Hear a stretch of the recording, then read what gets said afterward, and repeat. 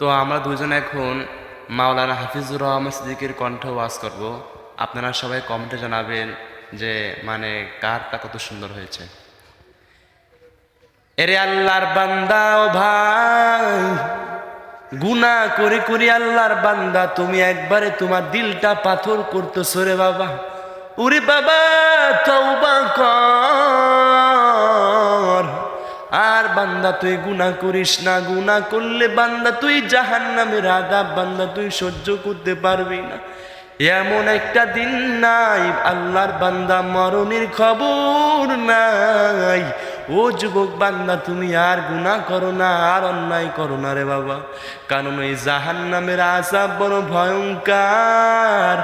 তখন সে বলল, হেরে যুবক আল্লাহর গোলাম, গুনাহ নিয়ে কবরে যায়ও না, ওই জাহান্নামের আগুন হেরে আল্লাহর গোলাম তুমি সইতে পারবা না।